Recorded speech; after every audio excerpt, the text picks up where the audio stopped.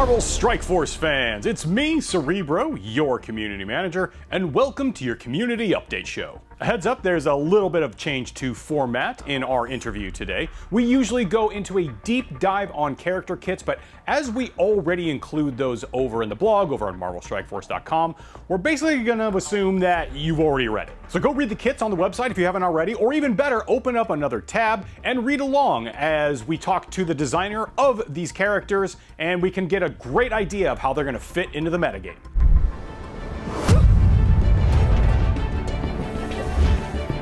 All right, guys, super happy to have back with us on the show, Mr. Matt Sheets, lead character designer. How have you been, good sir?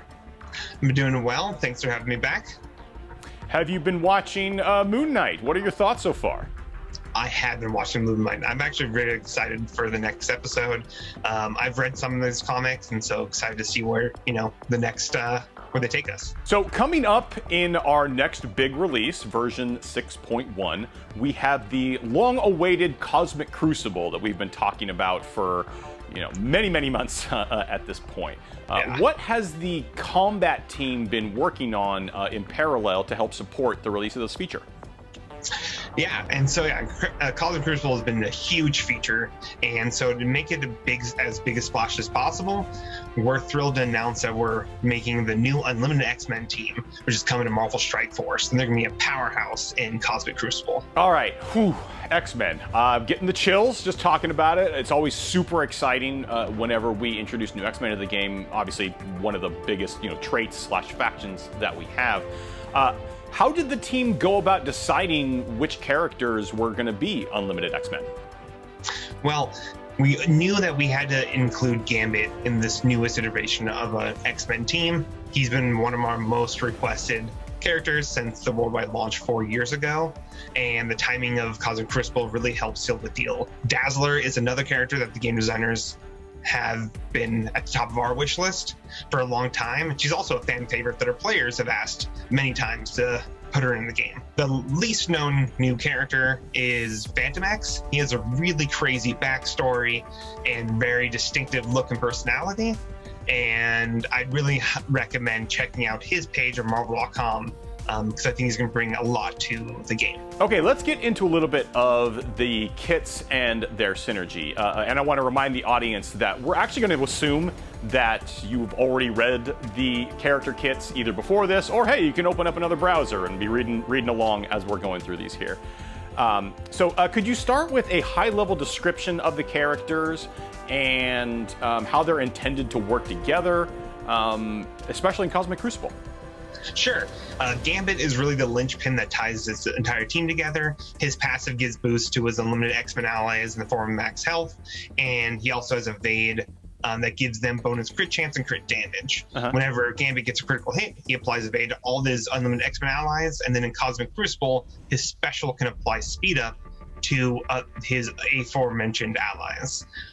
Unique to Gambit is he also gives some max health to all X-Men, so it gives you a little bit of freedom to theory craft and put another couple other people to finish his team. For Dazzler, on her passive ability, she's going to give all her Unlimited X-Men allies bonus focus, and specifically in Crucible, will apply Barrier to them. Her ultimate ability will flip negative effects into positive effects for Unlimited X-Men allies, and her special in Crucible can give them regeneration. Phantom X's passive ability gives out Evade to his Unlimited X-Men allies, and on death, he gives them a bunch of other bonuses. His special will also apply Defense Up to his Unlimited X-Men allies, which is very handy. These are just the highlights of their team synergies and kits, and so I definitely recommend everyone go to the blog post to see their full ability and details. All right, so some follow-up questions. With Gambit on his special ability, it has an energy cost of 0. Like, where did that even come from, this new radical idea? And also, how would that potentially work with Gambit's AI when he's on defense? Yeah, and so because our players have won Gambit for years, we want to do something really unique to Gambit that would be worth the wait. So we had this crazy idea of making a special not have an energy cost, which is actually pretty big for our game.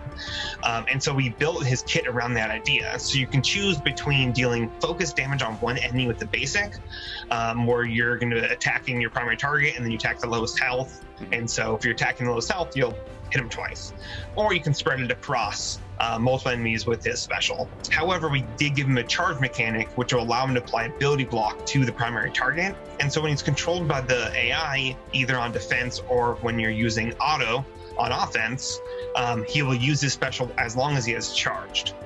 Otherwise, he'll drop back to using his basic or use his ultimate if it is full energy. And then for Gambit's passive ability, where it calls out that he does stuff when he drops below 50% health for the first time. If, say, he were on the same team as Dormammu and he was able to revive, would he get to do that again, or does it still only happen the one time? It still only happens that one time. Okay. When he's revived, it doesn't reset the mechanic, but the next match you come in either War or Defense or Crucible, he'll be able to do it again. And then for Gambit's ultimate ability, it calls out that he really wants to have 3 X-Men allies. We're only talking about 2 unlimited X-Men that would also be on his team today. Do we have a potential 4th that can slot in there for now? Yeah, Gambit's very flexible. There's a lot of X-Men that are very powerful in the game. X-23 is a great choice, as well as Phoenix. With the Theory Craft, you can bring Magic and other people for the 4th and 5th slot if you want a full X-Men team. And then I want to jump over to Phantom Mex. I have one question about his passive ability, where it says that when he has defense up, he gets plus 100% chance to counterattack. Would that actually override any ability that says that it cannot be counterattacked? It would not. Characters with attacks that cannot be counterattacked are something you're going to want to consider when facing Phantom X. Got it. And then, of course, we got to talk about ISO 8s. Do you have some recommendations for the viewers for ISOs that are going to work well with each of these 3 characters? Yeah, for Gambit, Raider is very powerful. The extra crit chance means extra evades, which means extra crits for the entire team. Due to Dazzler applying so many negative effects, Skirmisher's extra focus is very powerful on Dazzler. And then with all the vulnerables being applied by Dazzler and Gambit, Striker is a great option for Phantom X. So we know they're going to be great in Crucible. Are there any other game modes in particular you want to highlight where you see this team getting value? Yeah, Gambit is one of the most flexible characters we've made. We really wanted to be able to have people mix and match X-Men characters to craft various X-Men teams. And so we did do a few teams in mind of where they could work in war and raids that utilize Gambit. But I think the community is going to surprise us in the various modes. All right, so we have talked about 3 unlimited X-Men coming to the game. Can we expect to see more in the near future? Yes, we have 3 being released in version 6.1, but there'll be 2 more introduced in the near future, and keep an eye out on the weekly dev blog for more news. Is there anything else regarding Cosmic Crucible before we sign off here? As a matter of fact, yes. The dev team wants to ensure that the majority of players jumping to Cosmic Crucible can have powerful characters to play with inside that mode. So we actually did a full rework of an existing team specifically for Cosmic Crucible. We'll have more details on which team that is in the near future. Oh, full rework. Okay, so we're not saying today, but is this likely a team that many of our veteran players will probably already have ready to go?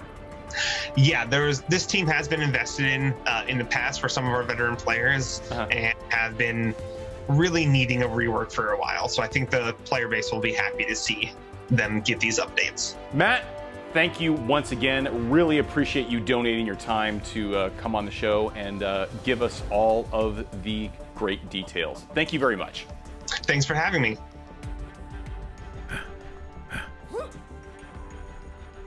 Now let's check out what the community's been up to over in the fan art section of the official Discord server. Let's start things off with some appreciation for the one and only Moon Knight. I think we can all get behind that. With artist Tawway, or Taw. I hope one of those is right. The artist let us know that they are learning to draw on a digital tablet, and I think they're making some good progression. Khonshu would be proud. Next we go to artist Just J with his rendition of the Mr. Knight costume. It looks great, but he really should exercise some control with the ketchup in lathering it on his moon fries. A little sloppy there. Artist Major Dave is flexing his affinity for Deathpool in an illustration that he created using MS Paint. And these budding artists are just popping up so fast I can barely keep track of them. Great job though. Bob Kulaka shared his colored pencil illustration of the Fantastic Four, capturing their visual aesthetic and personalities to a T. The Thing's facial expression is what really does it for me. Typical Ben Grimm, looking like he'd rather be anywhere else.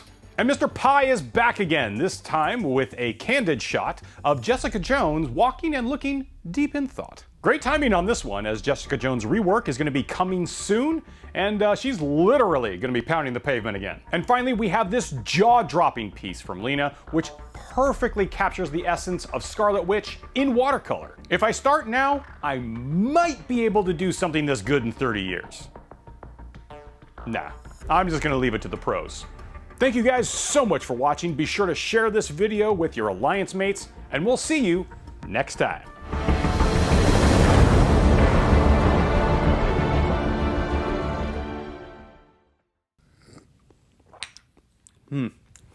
Espresso needs a little sweetener. Hey, sugar!